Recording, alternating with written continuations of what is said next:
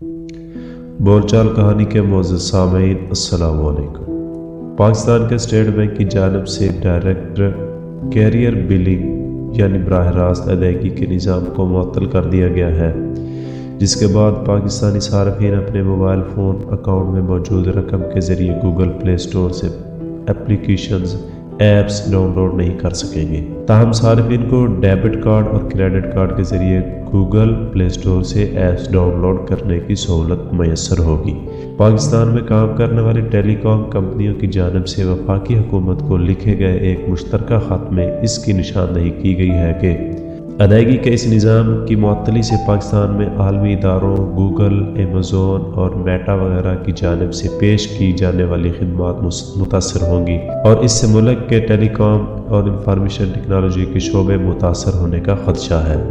اگرچہ پاکستان میں صارفین کے پاس کریڈٹ اور اے ٹی ایم کارڈ کے ذریعے ادائیگی کا آپشن موجود ہے، تاہم پاکستان میں گوگل پلے اسٹور سے ایپس ڈاؤن لوڈ کرنے والے بہت کم صارفین یہ سہولت استعمال کر سکتے ہیں، جبکہ ڈی سی بی کے ذریعے صارفین کے فون میں موجود ریچارج سے ٹیلی کام کمپنی کسی ایپ کے ڈاؤن لوڈ کرنے پر پیسے کاٹ کر اپنے بینک کے ذریعے بین الاقوامی اداروں کو ادائیگی کر دیتی ہے۔ پاکستان میں ٹیلی کام اور انفارمیشن ٹیکنالوجی کے ماہرین کے مطابق مرکزی بینک کی جانب سے ڈی سی بی کے ذریعے ادائیگیوں کا معطل ہونا تکنیکی طور پر تو صحیح ہے،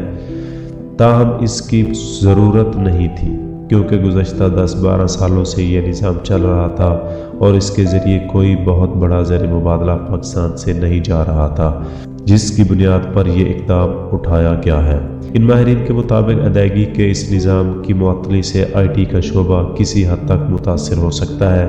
جس میں خاص کر فری لانسرز اور چھوٹے کاروبار ہیں جو ان ایپس کے ذریعے اپنی مارکیٹنگ اور سیلز کرتے ہیں۔ دوسری جانب وفاقی وزارت انفارمیشن ٹیکنالوجی نے اس سلسلے میں اسٹیٹ بینک کی جانب سے ادائیگی کے نظام کی معطلی پر وفاقی وزارت خزانہ کو کہا ہے کہ وہ مرکزی بینک سے اس سلسلے میں بات کرے، ورنہ 1 دسمبر سے ڈائریکٹ ادائیگی کے نظام کے ذریعے ایپس ڈاؤن لوڈ کرنا معطل ہو جائے گا۔ اسٹیٹ بینک کی جانب سے کیا اقدام اٹھایا گیا ہے؟ پاکستان کے مرکزی بینک کی جانب سے ڈی سی بی کی معطلی، اس کے بعد ٹیلی کام کی کمپنی کی جانب سے اس پر اعتراضات کے بعد ایک پالیسی بیان جاری کیا گیا ہے، جس کے مطابق ملک کے اداروں کو سہولت فراہم کرنے کی غرض سے اسٹیٹ بینک نے آئی ٹی سے متعلق بعض خدمات کی تخصیص کی جو ایسے ادارے اپنے استعمال کے لیے بیرون ملک سے خرید سکتے ہیں۔ ان خدمات میں satellite transponder, international bandwidth, internet private line service, soft license maintenance, sports اور الیکٹرانک میڈیا اور ڈیٹا بیسز استعمال کرنے کی سہولت شامل ہے۔ اس آپشن کو استعمال کرنے کے خواہاں ادارے ایک نامزد بینک کا تعین کرتے ہیں، جس کی اسٹیٹ بینک ایک بار منظوری دیتا ہے۔ بعد میں اس تعین کے بعد یہ ادائیگیاں متعین کردہ بینک کے ذریعے مزید کسی ضوابطی منظوری کے بغیر کی جا سکتی ہیں۔ تاہم حالیہ آف سائٹ جائزوں کے دوران یہ دکھایا گیا ہے کہ اپنے استعمال کے لیے آئی ٹی سے متعلق خدمات کے لیے رقوم منتقلی کرنے کے ساتھ ساتھ ٹیلی کام کمپنیاں ویڈیو گیمنگ، تفریحی مواد وغیرہ کے لیے جو ان کے صارفین direct carrier billing D C B کے ذریعے ایئر ٹائم استعمال کر کے خریدتے ہیں، زیادہ تر رقم منتقل کر رہی ہے۔ ڈی سی بی عمومی طور پر آن لائن موبائل ادائیگی کا ایک طریقہ ہے جس کے ذریعے استعمال کنندگان اپنے موبائل فون کیریئر بل میں ادائیگیاں کر کے خریداری کر سکتے ہیں۔ کمپنی اپنے صارفین کو مذکورہ بالا مصنوعات ایئر ٹائم کے ذریعے خریدنے کی اجازت دے رہی تھی، پھر ان ٹرانزیکشن کو آئی ٹی خدمات کی خریداری کی ادائیگیوں کے طور پر ظاہر کر رہی تھی۔ اس طرح کمپنیاں عملاً اپنے سبسکرائبرز کی جانب سے خدمات کی خریداری میں سہولت دے کر بطور ثالث مینڈیٹری پیمنٹ ایگریگیٹرز کے طور پر کام کر رہی تھی۔ اس لیے زر مبادلہ ضوابط کی خلاف ورزی کے پیش نظر اسٹیٹ بینک نے ان ادائیگیوں کے لیے ٹیلکوز کے بینکوں کے تعین کو منسوخ کر دیا ہے۔ تاہم ان کی جائز آئی ٹی سے متعلق ادائیگیوں کی سہولت دینے کے لیے ٹیلیکوز کو ان کے بینکوں کے توسط سے ہدایت کی گئی کہ وہ اپنی درخواستیں دوبارہ دائر کریں۔ ٹیلی کام کمپنیوں کا کیا اعتراض ہے؟ پاکستان میں کام کرنے والی 4 ٹیلی کام کمپنیوں زونگ، ٹیلنار، یوفون اور جیز کی جانب سے مرکزی بینک کی جانب سے ڈی سی بی کے ذریعے ادائیگیوں کی منسوخی کے بعد ایک مشترکہ خط لکھا گیا تھا۔ اس خط کے مندرجات کے ذریعے ان کمپنیوں نے نشاندہی کی ہے کہ ڈی سی بی کی منسوخی کے بعد ٹیلی کام کمپنی کو انفرادی طور پر بینکوں کے ذریعے ان پیمنٹ کی ادائیگی میں مشکلات کا سامنا ہے اور اس میں تاخیر ہو رہی ہے، جبکہ ملک میں آئی ٹی اور ڈیجیٹل انفراسٹرکچر کی ترقی میں رکاوٹ پیدا ہو رہی ہے۔ ان کمپنیوں نے پاکستان میں ڈیجیٹل اکنامی بینک بین الاقوامی اداروں کی جانب سے مہیا کی گئی خدمات پر انحصار کرتی ہیں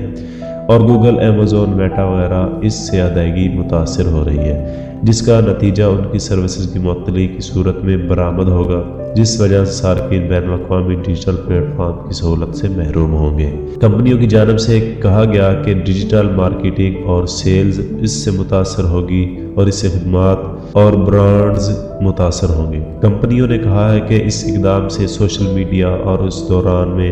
پاکستان کے بارے میں منفی تاثر بیرون ملک جائے گا۔ وفاقی حکومت کا اس پر کیا موقف ہے؟ اسٹیٹ بینک کی جانب سے ڈی سی بی کے ذریعے گوگل پلے اسٹور سے ایپس ڈاؤن لوڈ کرنے کی نظامی کی معطلی اور اس پر ٹیلی کام کمپنیوں کے اعتراضات کے باوجود جب وفاقی وزیر انفارمیشن ٹیکنالوجی و ٹیلی کمیونیکیشن سید امین الحق سے رابطہ کیا گیا تو انہوں نے بی بی سی کو بتایا کہ کچھ روز قبل تمام ٹیلی کام آپریٹرز کے سربراہان نے وزارت آئی ٹی کو خط لکھا اور بعد ازاں ملاقات میں انہوں نے اسٹیٹ بینک کی جانب سے ادائیگیوں روکنے کی ہدایت کے بارے میں تفصیلی طور پر آگاہ کیا۔ ٹیلی کام آپریٹرز کا بھی یہ موقف تھا کہ ادائیگیوں کا یہ سلسلہ اس طریقہ کار سے کئی سال سے جاری ہے، تاہم اگر اسٹیٹ بینک کسی قواعد کی دائرہ کار میں تبدیلی لانا چاہتا ہے تو انہیں اعتراض نہیں، لیکن موجودہ ادائیگیاں کرنے کے بعد اس ضمن میں اسٹیٹ بینک کی طرف سے کوئی ٹائم فریم دیا جانا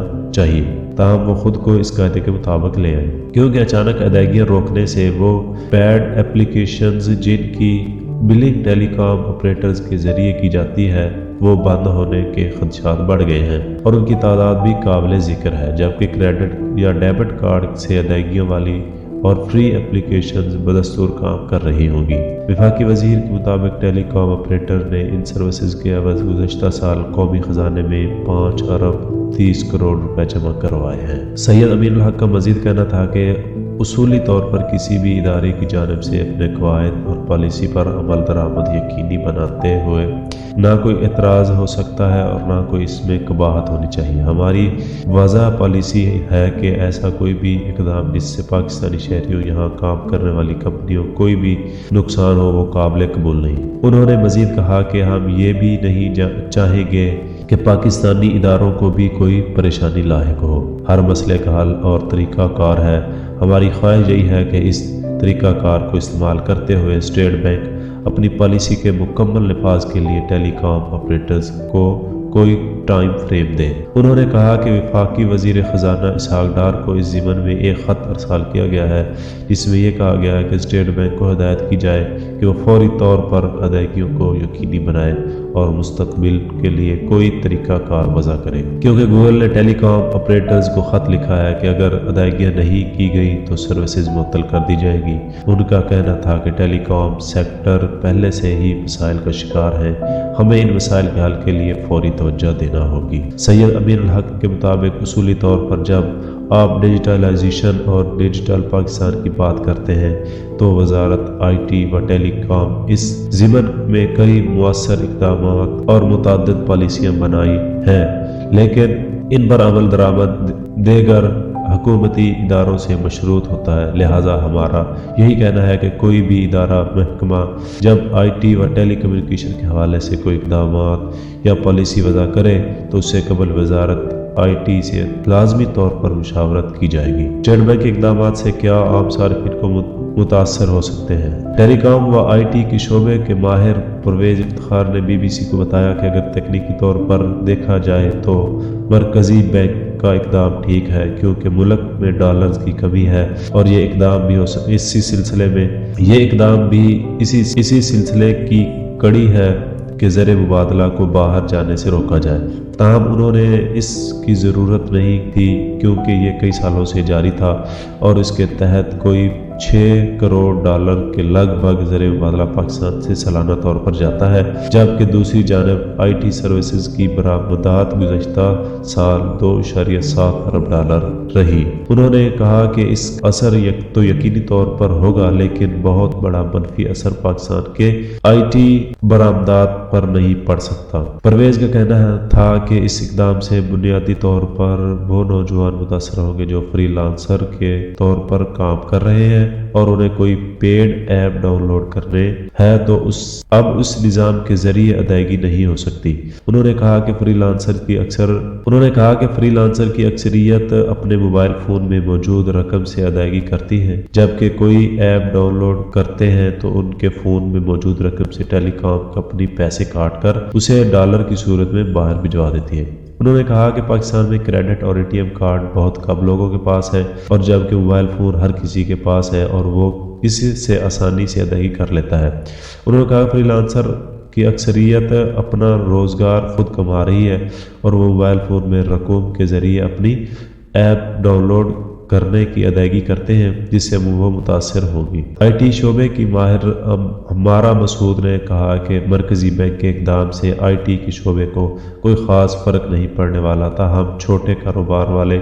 इससे मुतासर हो सकते हैं जो ऐप्स के ज़रिए अपनी मसनूआत की मार्केटिंग करते हैं और उनके ज़रिए बेचते हैं। उन्होंने कहा कि ये छोटे कारोबारी अफराद के पास क्रेडिट या ATM कार्ड की सहूलत अक्सर कम ही होती है और ऐप डाउनलोड करने के लिए DCB निज़ाम का सहारा लेते हैं, जिसकी मुअत्तली से उनकी आमदनी मुतासर होने का खदशा है। पाकिस्तान फ्रीलांसर की दुनिया की बड़ी मार्केटों में से एक है और हुकूमत की जानिब से IT बरामदात को 2024 तक $3 अरब तक ले जाने का मंसूबा है। उम्मीद है वीडियो आपको पसंद आई होगी। पसंद आई है तो लाइक कीजिए, कमेंट में अपनी राय ज़रूर दीजिए और चैनल पर नए हैं तो चैनल को ज़रूर सब्सक्राइब कीजिए। मिलते हैं नेक्स्ट वीडियो में, तब तक के लिए अल्लाह हाफिज़।